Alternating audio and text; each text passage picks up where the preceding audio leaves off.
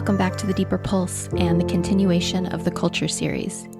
I have an amazing lineup of guests coming up over the next few weeks, but first, one more solo episode.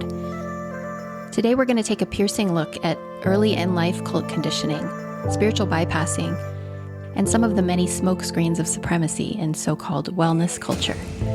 Yep, this one's a doozy, so let's get to it. Now, before we dig into this week's content, I want to say a very special thank you to the Deeper Pulse Patreon donors. I just launched the community last week, and your contributions are already making it easier for me to keep on doing this work. And I'm really hoping you're enjoying the bonus content over on the Patreon page. 2 days ago, I dropped another bonus episode in the new series entitled Deconstructing Dogma.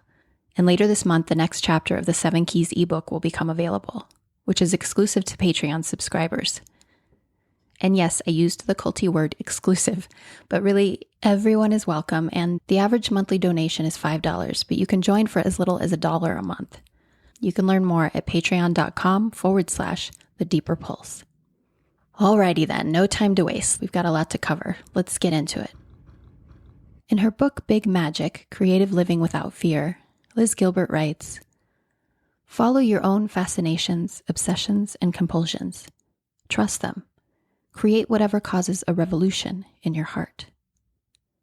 I love this quote so much because it perfectly describes why I started this podcast and how and why I created this series, to better understand all the many things that I can't stop thinking, feeling, and wondering about. My guests and I are attempting to make meaning out of the mess in a culture where silence enables dysfunction, and being brave and curious with our stories is a revolution all its own. The word revolution is from the Latin revolvere, which means to roll back or unwind. Recently, a friend expressed her sincere concern about the time I'm spending looking back over my shoulder, unearthing the past and the pain associated with certain events. You see, in New Age wellness circles, trauma work of this sort is sort of considered low vibe. Hanging out in your wounds is a great big no-no.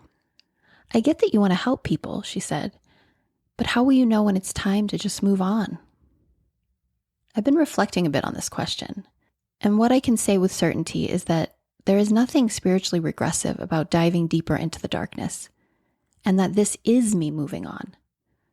Sometimes pressing the rewind button is the only way to move forward. In college, I worked part-time in the linguistics department. I'd spend hours sitting in front of a computer transcribing play therapy sessions, coding interactions between researchers and young children who'd been diagnosed with developmental language delays. Each kiddo would be given a set of action figures to play with, while a grad-level researcher asked them questions, hoping to elicit specific linguistic markers. "What's happening there, Jenny?" "She's running. She's running and now she fall down." I'd push pause on the tape and tap away at my keyboard, transcribing every word, using bracketed codes to capture each grammatical error. It was tedious work, and after a while, I was eager to be on the other side of the action. So I started volunteering at Head Start, a federal program that provides preschool services to low-income families. I'd spend 2 to 3 hours a week offering smiles, distributing snacks, and helping to clean up around group art projects. I vividly remember one boy in particular. I'll call him Trevor.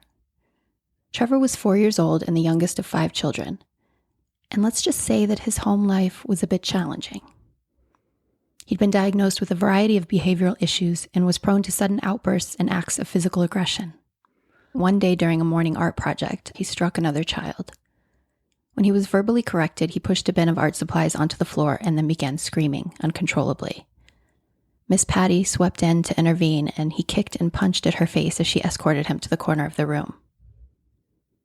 He refused to sit in a chair, instead knocking it into her aggressively. Miss Patty kept her cool. She didn't harden toward him one bit, nor did she loom larger to assert her authority. Instead, she sat on the floor right alongside him, wrapping his body in a warm embrace.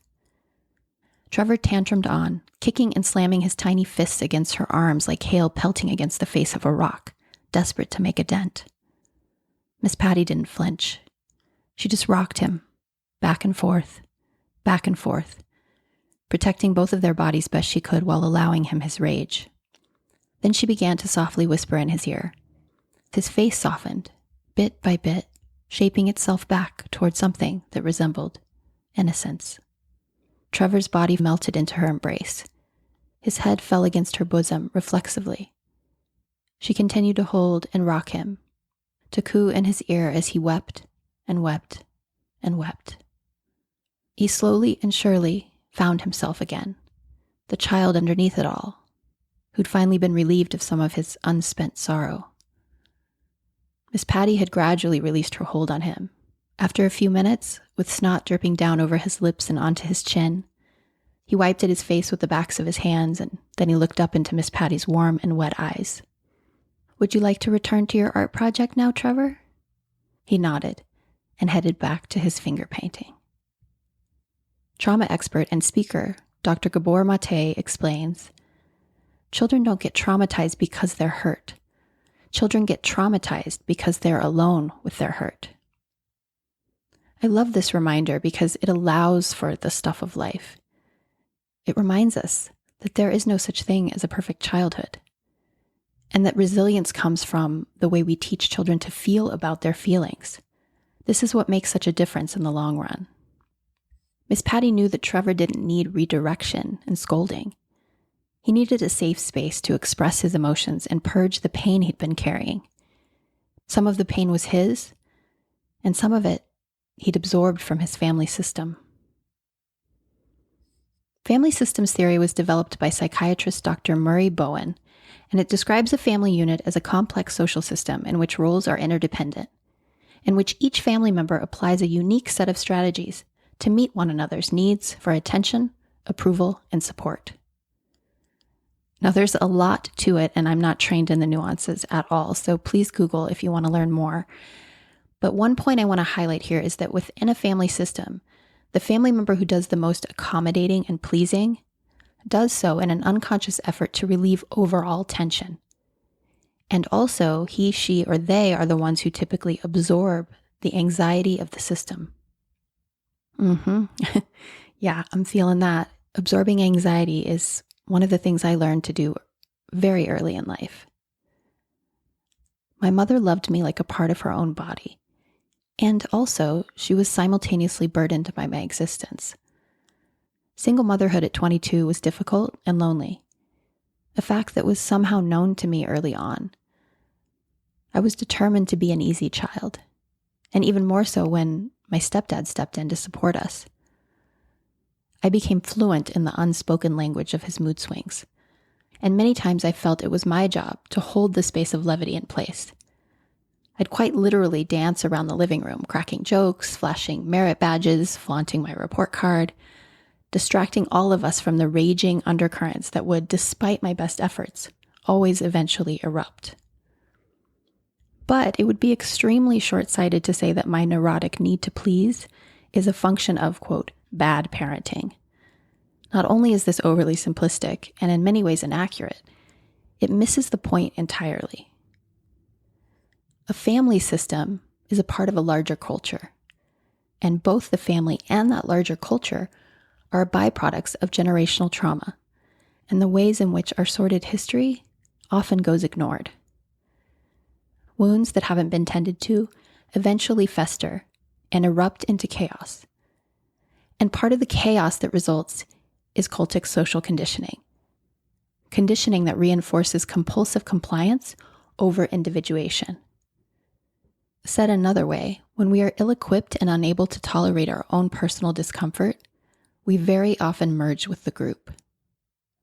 My mother grew up in the Midwest Bible Belt, where being a good girl was honorable and speaking out of turn was disrespectful.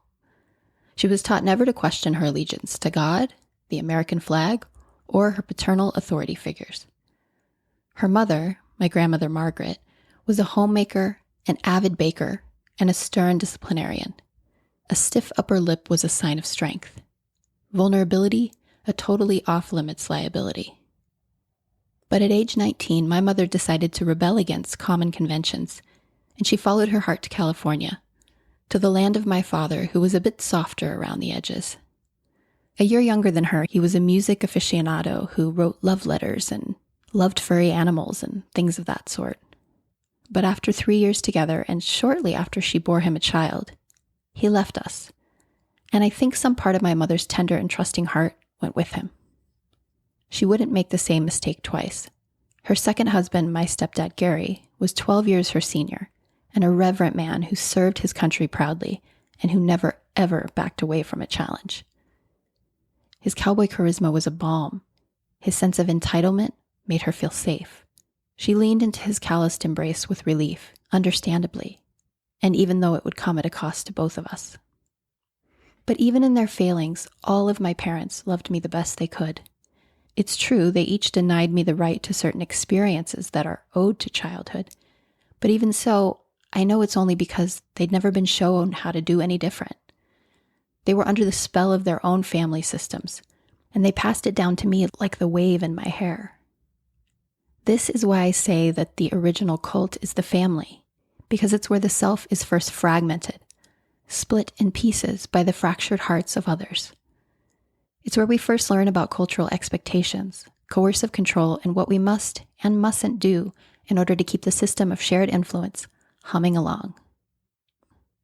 There were, of course, days when financial hardship and fatigue got the best of my mother. I remember one such morning while she was brushing my hair. She was trying to tame my long curls with the same tightly bristled hairbrush she used on her superfine straight-hanging locks, and it wasn't working out so well. I squirmed and squealed with each pull of the brush, and she began pleading with me in a sharp tone. "Damn it, just sit still." I did not.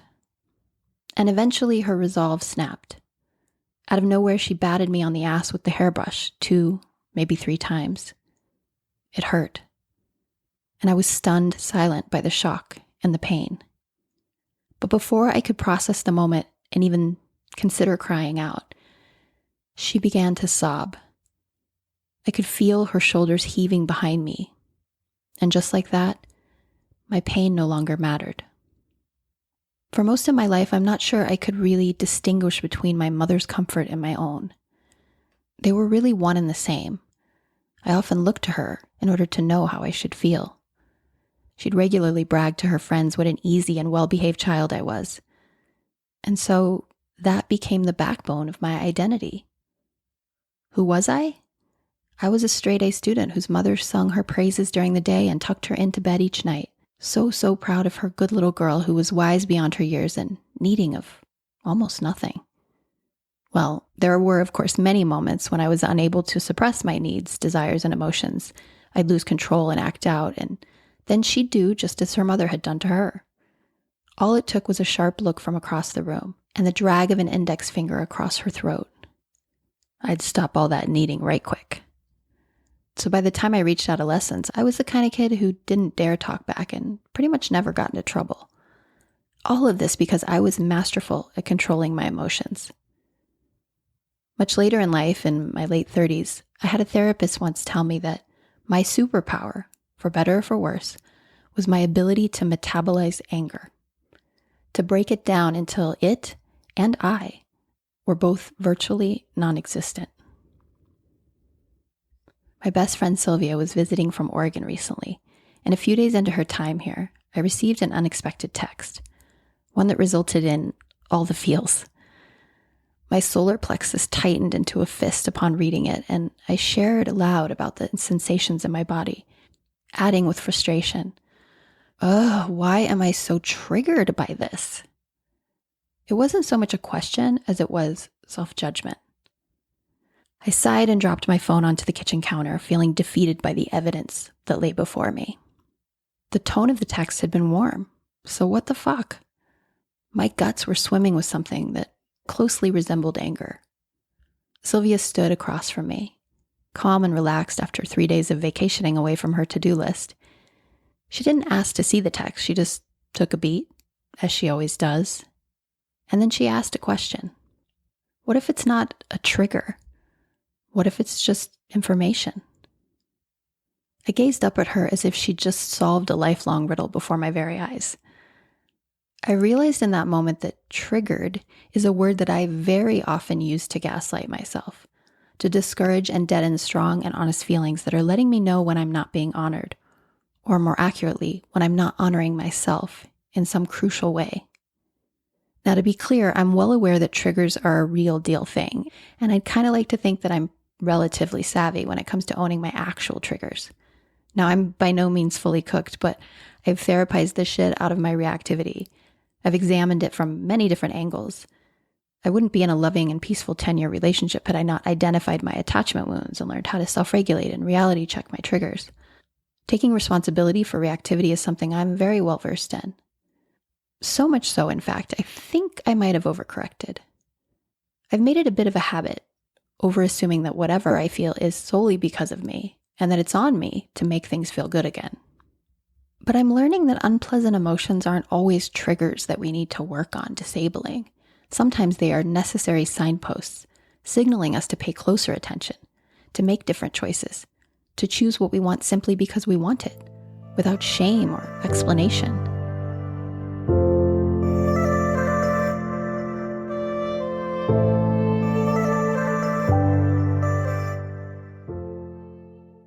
To be clear, this is not the same thing as giving no fucks, which is, in my opinion, another form of overcorrection and one that is defensive, but sometimes necessary. I mean, saying, fuck that, these two words can be quite useful. They can help us to kick against culty codependent conditioning that teaches us to perpetually seek personal validation through social proof, rather than honoring ourselves. I get that that can be helpful. And also, we humans are social creatures designed for connection. We're built to care what other people think. If we didn't care, then we wouldn't be able to feel empathy and repair intimate connection when it goes awry. Caring too much isn't the problem. Caring too little is. I was recently listening to an episode of Unlocking Us, where Brené Brown was interviewing clinical psychologist and mindfulness expert Chris Germer. They spoke at length about the Buddhist concept of near enemies, the close but not quite emotions that are commonly mistaken for positive virtues, but are really just their opposite in disguise. Germer noted that most people are familiar with the far enemy of mindfulness, which is, of course, reactivity, while its near enemy is very often overlooked. According to Germer, the thing that we very often confuse with mindfulness is complacency. By definition, complacency is self-satisfaction, especially when accompanied by unawareness of actual dangers or deficiencies. Yep, raising my hand here. I've seen it, I've been there, and I've done that. For years, I thought for sure that my ability to shift out of reactivity and into a sort of dissociated form of self-righteousness, that this was sort of how mindfulness functioned. Now, of course, I didn't actually think it was being self-righteous in any way. My spiritually masked yet smug indifference wasn't malicious. It resulted from a deep ignorance around my own blind spots. Complacency seemed like the opposite of reactivity because I felt pretty untouchable. But my capacity to rise above it all wasn't necessarily a function of an ability to self-regulate. It operated more like dissociation. It lacked authenticity and a true embodiment of self. Mindfulness and a truly embodied sense of self-awareness isn't narcissistic. It's just the opposite.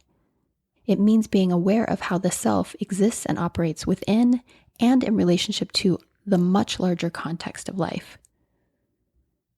But complacency is culturally reinforced through all the ways we're taught to willfully numb ourselves, be it through a bottle of wine or chanting mantras. It's built right into our systems of influence, especially when we sign away our voice and appease others in order to override honest human emotions that are natural, authentic, and purposeful. Emotions that are, when honored, designed to guide us as to when to speak up and when to listen, when to move closer to and when to step away. A practice of mindfulness should never deaden our emotions. It should strengthen our relationship to them. And so when the opposite of reactivity looks and feels like self-satisfaction, Pollyanna optimism, or willful ignorance toward issues of injustice, we might want to check in with ourselves and ask, is this mindfulness that I'm practicing, or is it something else? Now, I admit that I default to complacency way more than I would like. It's definitely one of my go-to hiding places when I can't stomach the largeness of life. But I'm slowly finding ways to snap myself out of it and to become truly mindful, To learn how to accept that, be they good, bad, or ugly, my feelings, they aren't the problem. Pretending that I don't have them is. When I look at who's done the most damage to me personally and to the world at large, it's the narcissists who stand out most. Narcissism can appear on a vast spectrum, ranging from ignorant and clueless to malignant and sociopathic. However, it's almost always defined in part by an indifference towards others. Narcissists seem to speak and act as if they are without shame, when in fact, it's more accurate to say that they are shame-bound. Entirely unable to feel their pain, they offload their emotions onto others. John Bradshaw's book, Healing the Shame That Binds You, isn't really about narcissism specifically, but he does write at length about the differences between healthy and toxic shame. He describes how when we are taught to negate certain parts of ourselves, we can become what he calls shame-bound, which means that our every emotional expression sort of brings about feelings of shame. Being shame-bound can lead to self-loathing, and it can also lead to expressions of intense grandiosity. Ironically, we act shamelessly or pretend to be better than others in order to remain at a tolerable distance from shame itself. And it's super common, this compulsive need to offload our human fallibility, whether we're pretending we don't have any fucks to give, or we're striving and hustling to be better or to lead others to prove that we are, in fact, above it all. But because we're dealing with shame here, we have to be so very gentle with ourselves around all of this. If we've never had our own vulnerability constructively mirrored to us, it's no wonder we don't lean into it. The resulting feelings of helplessness can seem unbearable if we're not sure how to hold ourselves when shame arises. Even so, we're desperate for a way out, so we look to our leaders, and we end up repeating the same compulsive, culty patterns of self-denial and deferential treatment toward people who are themselves shame-bound. Now, if this is all sounding hopeless, let us not forget that even though shame gets a bad rap, it does have a purpose. Healthy shame teaches us about our limits. Like a moral compass, it guides our choices and guards us from overexposure. But when we repeatedly self-abandon, toxic shame shows up. And how do we know we're dealing with toxic shame? Because we're ashamed so much of the time, perhaps even every time we have a feeling, need, or drive apart from who others expect us to be. The courage to say no, not this, not now, possibly not ever, is actually born of a value-driven sense of purpose. And we need a moral compass to help guide us. But the only way to follow that guidance is to know ourselves apart from the group, to grieve our losses, and to continually ask ourselves the question, is this my agency at work, or is it conditioning? Bradshaw proposes that human emotions serve two essential purposes in life: to help us monitor our basic needs and to give us fuel and energy to act. When we are stifled or continually silenced, particularly as children, but at any point in life, we become emotionally fragmented and separated from this deeper self. And most of us deal with this internal conflict by riding a pendulum between two extremes, acting more or less than human. When we are more than human, we are constantly striving, on a mission to prove our worth and secure outside validation. It's the impossible Goldilocks race toward the land of just right enoughness, of having or being just the right amount, but never too much. It's an overcompensation for our insecurities at every turn. When we are less than human, we are self-punishing. Having lost our sense of hope and agency, we collapse into despair and depression. We feel perpetually flawed and unworthy, and so we act out, or we act in. Like most of us, I'm pretty intimate with both of these adaptations. Acting more than human is pretty much my go-to way of being. I plow through my to-do list daily, replying to every text, email, and comment thread. I keep the house clean and tidy, the fridge stocked, and my mother-in-law fed. I read the news headlines, doing my best to respond with level-headed empathy and action when possible. The more than human roles that I play are mood-altering and addictive, mostly because it feels as if I'm in control. Which is the point, really. Because if I can manage my world, then in theory, I can always find a way out of my feelings. At least for a while. Because no matter how more than human I become, I'm never able to outpace my humanity for long. Something always happens, and I'm reminded that I am, in fact, not in control, not in the least. And it's sort of devastating every time.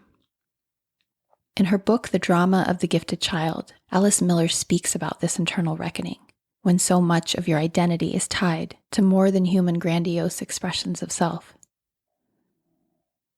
She writes, "At first it will be mortifying to see that she is not always good, understanding, tolerant, controlled, and above all, without needs.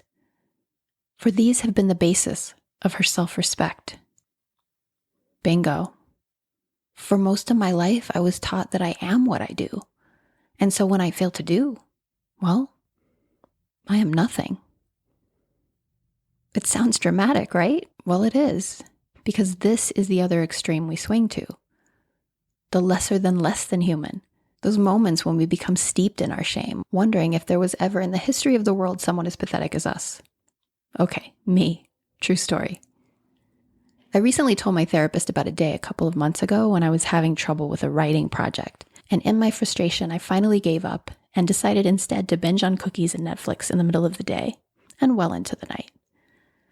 I was feeling a lot of shame around having done this, and so she asked me, "Candice, what if it's okay to crave something sweet and lie leisurely on the couch for an entire afternoon?" I patiently explained to her that it is okay, but only under the right, carefully controlled circumstances. I do easy breezy relaxation when I feel that I've rightfully earned it. It's as if I need to prove my worth before I can rest down into it. I want to read you another longer passage from the same book by Alice Miller. She writes, "There are needs that can and should be satisfied in the present. Among these is every human being's central need to express herself, to show herself to the world as she really is, in word, in gesture, in behavior, in art, in every genuine expression, beginning with the baby's cry.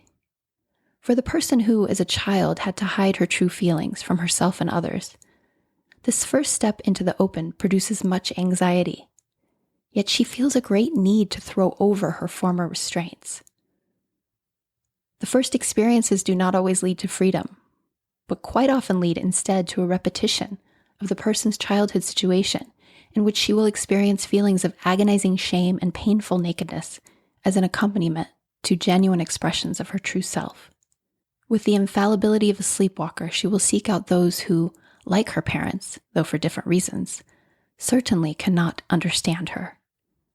Because of the blindness caused by repression, she will try to make herself understandable to precisely these people, trying to make possible what cannot be." Whew, mic drop, Alice. This is the story of my damn life. The incessant longing for self-expression, the searing ache of self-exposure that so often follows it, the obsessive hustle to win over the one who's doling out favor. Check, check, double check. And one line in particular really stands out to me. She will experience feelings of agonizing shame and painful nakedness as an accompaniment to genuine expressions of her true self. Agonizing shame and painful nakedness. Yeah, this should actually be the subtitle of this podcast. But why am I once again sharing my childhood backstory? Because I believe that what we experience in childhood is evidence for and the foundation of culty culture. For most of my life, my entire sense of self was tethered to others. And when we're unable to see ourselves outside of the way others see us, we can't even see culty conditioning, let alone challenge it. Until we each do our own inner work, compulsive repetition will continue to rule our social interactions, and it will feed into addictive patterns of self-denial and a culture of conformity. Authenticity is the new buzzword, and for good reason, but it is way easier said than done, particularly when we were never taught how to feel and know for ourselves. What is real and authentic in me? Who am I when I'm beholden to no one? When there is no script to read or no map to follow? These are really painful questions to ask, and influence offers us a pretty easy out. I'll just do what they're doing. This community, leader, practice, lover, belief system. Perhaps it will solve the riddle of my existence, once and for all.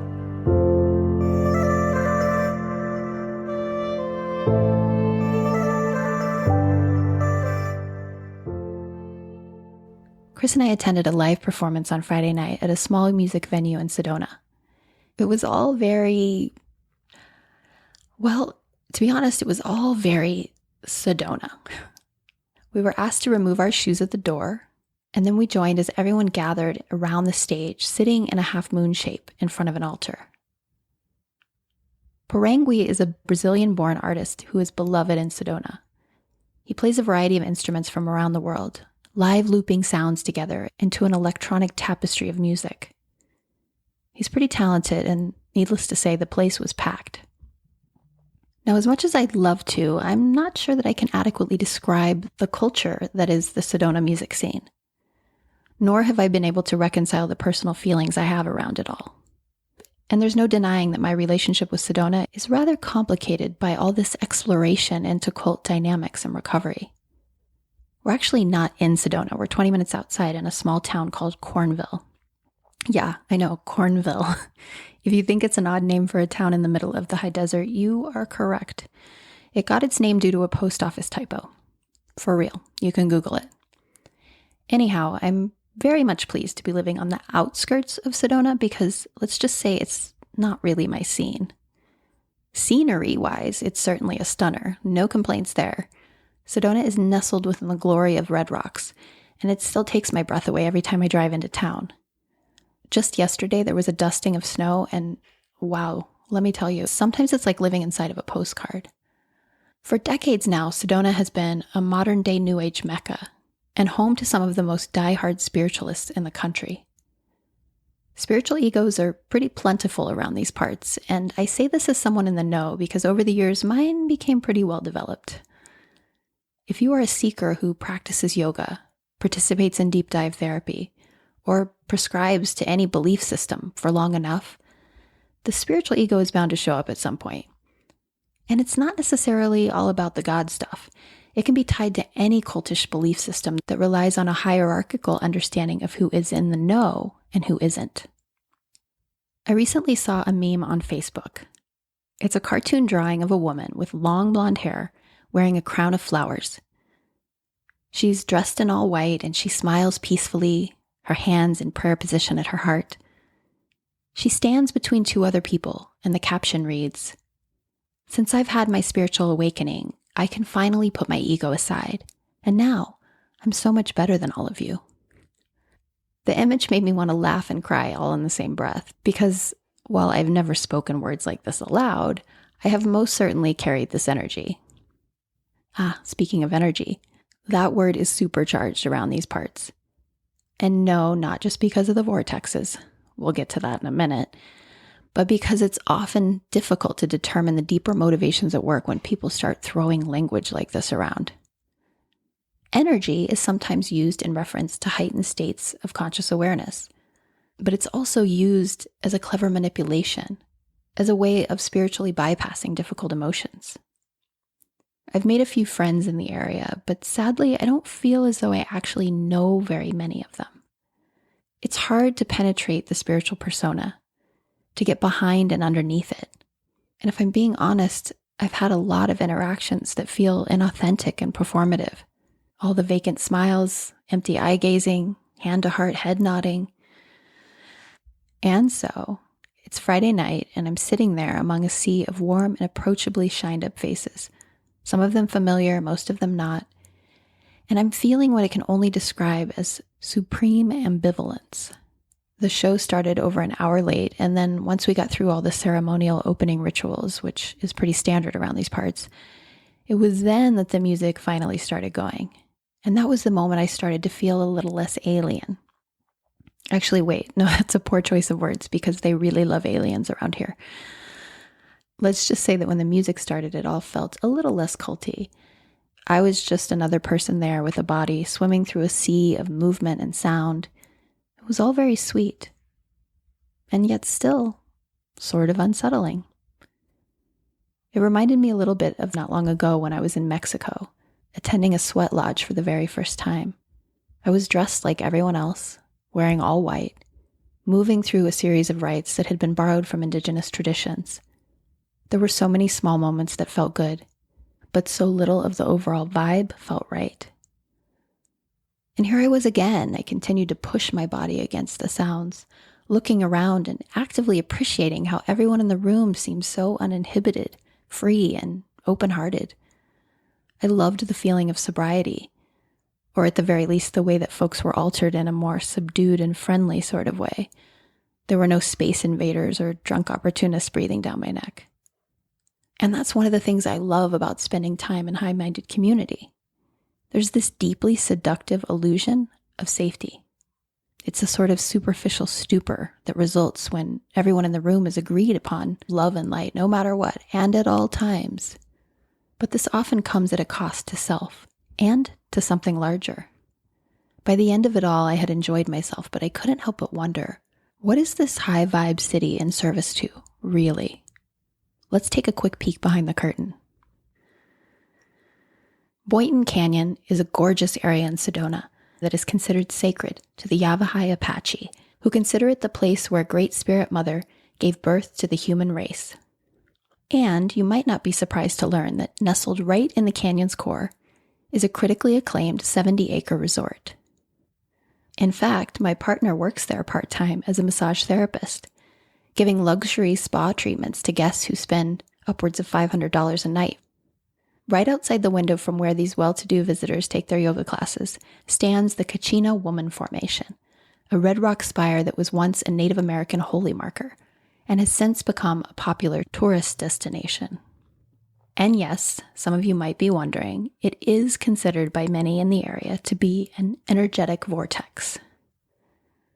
First mention of these so-called vortexes, and please don't get the nerdy grammar gal in me started around why it isn't vortices. Anyway, it allegedly traces back to the late 1930s or 40s, and a man of Ojibwe descent named Sun Bear. Research revealed that he was the first to lead high-dollar retreats to some of the area's most sacred indigenous sites. Sun Bear was a self-proclaimed medicine man whose tours were solo-led and very controversial. His business venture was actively protested by the National Indian Youth Council on more than one occasion. Nevertheless, Sun Bear continued his work, and then he went on to build a following, recruiting members into a pay-to-play tribe of his own. It was made up of mostly white folks, including a woman by the name of Paige Bryant. Bryant has been described online as Sun Bear's first apprentice, and she was also a self-proclaimed psychic channeler. Paige Bryant is the individual most often credited with the discovery of the vortexes. Through her supposed ability to read energy, she determined that a handful of sacred indigenous sites, the ones that Sun Bear had allegedly introduced her to, were energetic vortexes, or places where the supercharged energy of the earth is said to interact with the subtle energy body of its visitors. Okay, so there's a lot to unpack there, and you and I at some point have to get on with the day. So I'm not going to go into the cultural appropriating history of all that, which is a pretty fucking huge thing to set aside. So I'm going to invite you to just continue pondering that on your own. I want to continue to speak more personally. People often ask me, what do you feel when you visit the vortexes? What do I feel? Well, I always get a bit of a natural high while hiking through the red rocks. But I've had pretty similar and sometimes significantly more notable experiences exploring other natural wonders in the world. Now, I get that that's a pretty privileged perspective, to be sure. But my point is, I don't experience these specific spots in the red rocks as anything other than natural works of art and new age tourist bait. Now, a quick side note. One of the most convenient things about magical thinking is that we always have an out when it comes to non-believers. So the fact that I don't get a high while sitting on Belt Rock would most likely be explained away with an argument that my skepticism is obviously just getting in the way of my energetic sensitivity. Poor girl, she's so blocked energetically. Now, I know I'm being a smartass, but I actually do have a point. You know you're dealing with indoctrination when there's only one side to the argument. That being said, I'm not here to rob anyone of life's magic, which is why when I get stopped on a hiking trail in Sedona by an out-of-towner who inevitably asks me, "Hey, is the vortex around here somewhere?" I always smile, nod, and resist the urge to roll my eyes as I point them in the general direction. Are you impressed by my self-restraint? Well, maybe you should be. It's not that I don't want people to enjoy themselves. What troubles me is the way that we humans seem so damn susceptible to cult-like fascination, particularly when it comes to something that has been stolen and monetized. It's become impossible for me to overlook the way that the original indigenous inhabitants of this area have been pushed out, silenced, and forgotten. Oh, okay, maybe not forgotten, but to have statues of their ancestors erected in a town center where their sacred sites and practices are commodified, I'm not so sure that this is the best way to honor them. Crystal shops on every corner, high-dollar vision quests, sweat lodges, and all sorts of so-called shamanic healings. A lot of folks I meet here have some sort of shamanic training under their belt, and all judgment aside, and I will admit there is judgment, I really get the sense that for many but not all of these folks, their self-image relies heavily on the social credibility that it gives them. That might sound a bit strange to outsiders, but Sedona's New Age culture flatly rejects the normie way of life. The conventional is very often considered taboo. And while there's a ton of lip service around sovereignty, agency, and personal choice, few people seem to notice how oftentimes it is those who are most skeptical of science and conventional influences who most frequently offer their faith to people who claim to know things according to some God-given psychic authority. Frankly, I find the whole thing rather puzzling. And if I sound like a disgruntled cynic, well, you should know that that is in part true, because I've been burned by more than one shamanic truth teller. And because despite my efforts to keep an open mind, some of what I've heard around here takes magical thinking to a whole new level. Such as the time a few months back when a woman voiced to me her concern about vaccines, not with a grounded and reasonable argument about bodily autonomy, but because, as she said incredulously, what if they are right? When I pressed for more information, she explained that she'd heard that people who are vaccinated are a danger to the unvaccinated because the COVID vaccine carries energetic entities that can and will jump from their hosts into people like her. I stared at her, dumbfounded and unsure of what to say, wondering if I should ask who they are. The people who had convinced her that she now had to sort her Bumble results by vaccination status. In the end, I decided against it because, honestly, I wasn't all that confident that critical thinking was going to be enough to penetrate her New Age cult persona. Let's not forget that while I was never into anti-vax conspirituality, in many other ways I used to be like her. I'd boast about how I didn't watch TV, I only ate organic, and because I genuinely believed that energy always follows attention, I considered it a public service to not follow the news. You're welcome. I was in an all-out rebellion against humanity with its dramas, its highs and lows, and I was all about this anti-gravitational pull up, up, and away toward a delusional worldview that fetishizes clean eating, rewards toxic positivity, and teaches us to colonize ourselves and reinforce top-down power paradigms, all in the name of health, love, and light.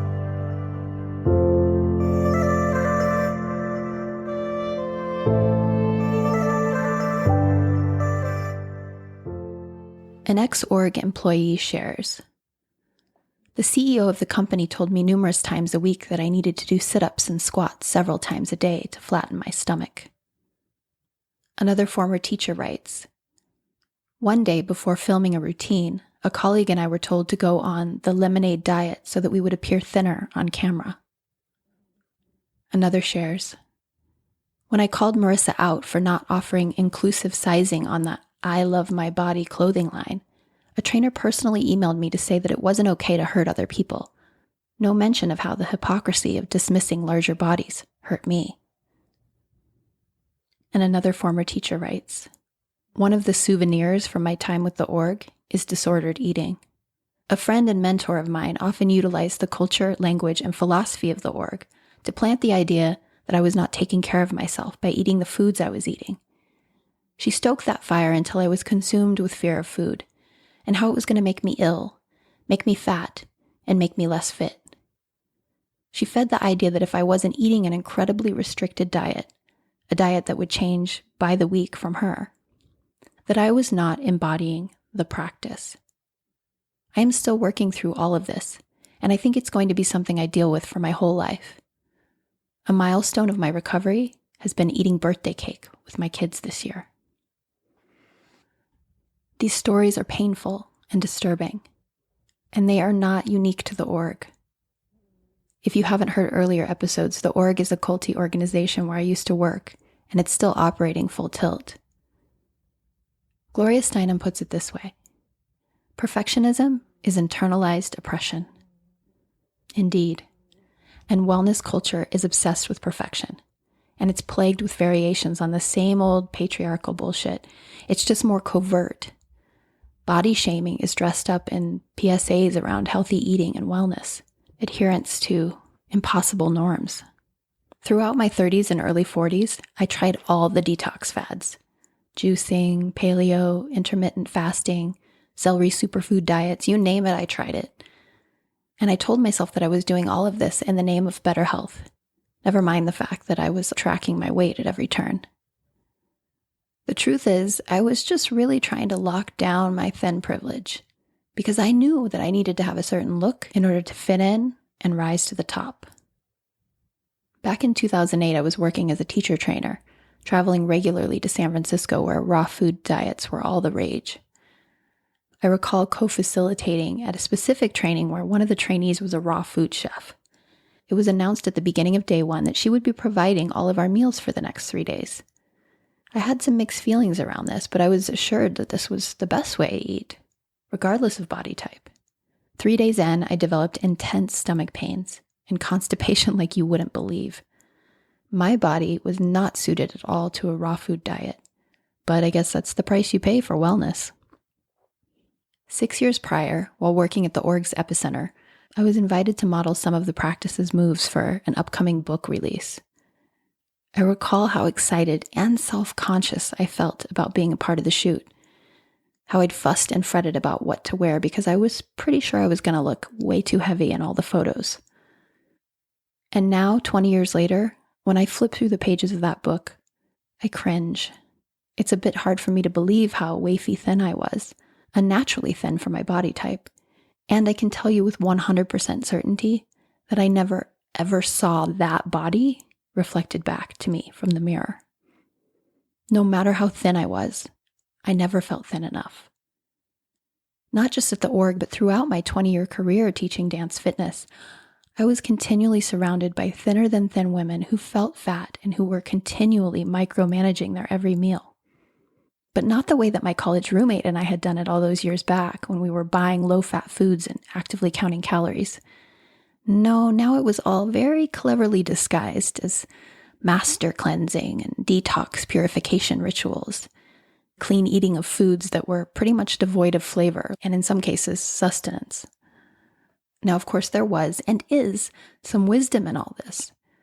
Steering clear from pesticides, overprocessed foods, and filler ingredients, these are wise moves to be sure. And veganism most certainly has its dietary and ethical merits. But more often than not, clean and healthy eating crosses the line into borderline or full-blown pathology, and it operates more like a depriving neurosis, less like a doorway to greater health and well-being. In fact, in 1996, Dr. Stephen Bratman coined the term orthorexia, which is defined as an unhealthy obsession with clean and healthy eating. This is very much a thing. Rates of orthorexia are continually on the rise in wellness communities, and in extreme instances, it can result in nutritional deficiencies and compromised brain functioning. Not to mention the psychological burden of continually obsessing about what one can or cannot, did or did not eat.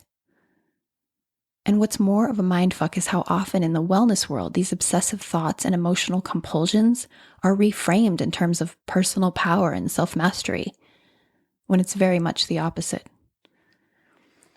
When it comes to shifting away from a culture that reinforces the idea that thin and healthy is higher up and better than, we've got to get real about what we're dealing with. Enter author and activist Aubrey Gordon, who describes it this way. Self-love isn't the issue. anti-fat bias is. In a 2020 article entitled, "We Have to Stop Thinking of Being Healthy as Being Morally Better," she writes, "As a fat person, my health is one of the primary grounds offered by those who mock, harm, and reject me. Cruel and judgmental behavior is often justified with an offhanded, 'I'm just concerned about your health,' as if my health were their responsibility, as if I owed it to them, a debt I'd never taken out and could never repay. And often, as many fat people know, trolling often masquerades as genuine concern. That's what makes it so insidious, and what can make it so cutting. But underneath its explicit message of caring concern, there's a clear implicit judgment. You're doing it wrong. You have failed. I've been monitoring your health. I know your body better than you." In the article, Gordon refers to the term healthism, coined by Robert Crawford in 1980. He defines healthism as the preoccupation with personal health as a primary, often the primary, focus for the definition and achievement of well-being, a goal which is to be attained primarily through the modification of lifestyles. Now, on the surface, healthism might not sound all that problematic, but when our value is dependent upon whether or not we fit into certain social ideals, most of which are based on the effed up sensibilities of toxic masculinity, health and behavior modifications can themselves become detrimental to our psychological well-being, to our sense of agency, and our ability to simply live and enjoy our lives. And you've heard me go on and on about this already, but once again, it is our fear of death and the carnal nature of our humanity that compels us to try to outrun and outsmart the aging process. It is this denial of our humanity, of limitations, and of human finitude that leads us to project these fears onto other people who remind us that our bodies will at some point fail us. And when this sort of denial is reinforced, we inadvertently cause harm toward others through ableism and anti-fat bias, for example. Sonia Renee Taylor, author of The Body is Not an Apology, writes, "Living in a female body, a black body, an aging body, a fat body, a body with mental illness, is to awaken daily to a planet that expects a certain set of apologies to already live on our tongues. There is a level of not enough or too much sewn into these strands of difference. Equally damaging is our insistence that all bodies should be healthy. Health is not a state we owe the world. We are not less valuable, worthy, or lovable because we are not healthy. Lastly, there is no standard of health that is achievable for all bodies. Our belief that there should be anchors the systemic oppression of ableism and reinforces the notion that people with illnesses and disabilities have defective bodies rather than different bodies." I could go on and on quoting from this insightful book. Instead, I urge you to read it for yourself. Here I'm using Sonia's beautiful words to circle us back to the point that wellness culture's obsession with health isn't necessarily healthy. It's culty, especially when you zoom out and consider who it so often demonizes, marginalizes, and overlooks. I often hear spiritual folks argue, quite matter-of-factly, that we come into the world having on some level chosen the pains we suffer, as if we're each in some sort of spiritually customized boot camp, deliberately built to serve us at every turn. Now, I'm not a total cynic. I still have a shred of faith that there might be a higher intelligence at work here. But even so, I certainly won't for a second presume to understand how it works. And most importantly, what concerns me about this line of logic is once again the complacency that so often results from it. This idea that our suffering, personal challenges, situational limitations are all part of God's plan, that it's all meant to be. It can seem affirming on the surface, but more often than not, this line of logic, and let me be clear, I've used it myself, it's something that I use to distance myself from an examination of privilege and from convenient assumptions that excuse me from taking meaningful action. And also, on a micro level, complacency makes me way less available for connection, because really spiritual platitudes are really more about comforting me than the person I'm supposedly helping to reframe their negative experience. Yeah, lots of air quotes there. Rather than embody true compassion, rather than sitting in the discomfort of their pain with them, pain that I may not be able to do a damn thing about, instead I make an unconscious attempt to fix it. Why? Well, this circles us all the way back to the beginning. For the longest time, I believed that I wasn't good unless I was doing good. And sometimes my efforts to do good resulted in just the opposite. Yeah, I know it's messy stuff, but it's really worth looking at because mindfulness is a real thing, and its alternative, complacency, it just sustains the norm and the dangers of this whole overused thoughts and prayers, it's all meant to be argument. The implication that systemic inequalities either don't exist or are somehow destined, frankly, it's pretty gross. I get that there's a time and place for acceptance of what is. The ability to self-regulate and be at peace with what's right in front of us is a valuable and life-affirming skill. I am a big fan. But once again, a tool is just a tool. It's all about who's wielding it. I'm just asking for all of us to wake up to the ways we offload our own pains and insecurities and offer ways of supporting that look and feel more like a shoulder shrug wrapped in a smile. Also, it's worth adding that why not just accept your fate? Arguments are all well and good when you're high up on the hierarchy. But well, not so much when it's got its knee on your neck. This is how the culture of supremacy operates. Those who slip into agreed upon standards, those who are obedient and conforming, they rise to the top. And we all know it. And so we unconsciously encourage one another to fall in line. Is it no wonder that humans can be so easily conditioned to believe that God, him, her, itself, would treat us in this exact way, rewarding goodness? Coincidence? I think not. Personally, I'm no longer interested in going higher or being better than anyone else. Or actually, I guess it'd be more honest to say that I'm working overtime to snap myself out of this headspace, this way of thinking and moving through the world, which is the only way I've ever known. And I no longer prescribe to the idea that what's happening in these human skin suits is all just a dream and that my worldly desires are somehow unimportant, because in my experience, both as survivor and perpetrator, the so-called path to higher up and better than enlightenment looks and feels like moral superiority and inhumanity way too much of the time.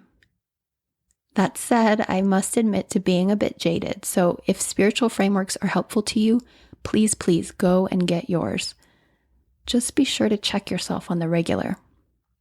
At the org, we spoke an awful lot about self-acceptance, unity, and inclusion. Love yourself, celebrate differences, everybody is welcome here. And yet we also operated under a few unspoken agreements. To move and look a certain way, to speak the same language, wear the same clothes, and to seek to save anyone and everyone who didn't conform to the high-minded standards that we held one another to. If your belief system looks and feels like a ladder with rungs that place you above others, if it preys upon a sense of not enoughness, turning you toward high-minded ideals that perpetually reach you up and out of the beautiful and fleshy insistence of your body, if the teachings you prescribe to encourage you to reject the complexity of your most authentic and human emotions, well, I guess I'm urging you to think twice about climbing that ladder. Spiritual, cognitive, emotional bypassing, these are all defense mechanisms against sensing, knowing, and feeling our way, all the way through something. It's okay to feel shitty sometimes. Let's stop trying to outrun society's polarizing labels. Labels that simply point us to what it is to live an authentic life. This is not to say that we shouldn't try to grow and evolve ourselves, but we need to understand that love, fear, light, dark, it's all an essential part of us. Humanity is our birthright, and there is no ideal self to hustle or aspire toward. You know how to human already. It's all right here. So let's go be ourselves, and thanks for tuning in. I'll be back next week with the first guest and a new lineup. Keep moving toward what moves you. Ciao.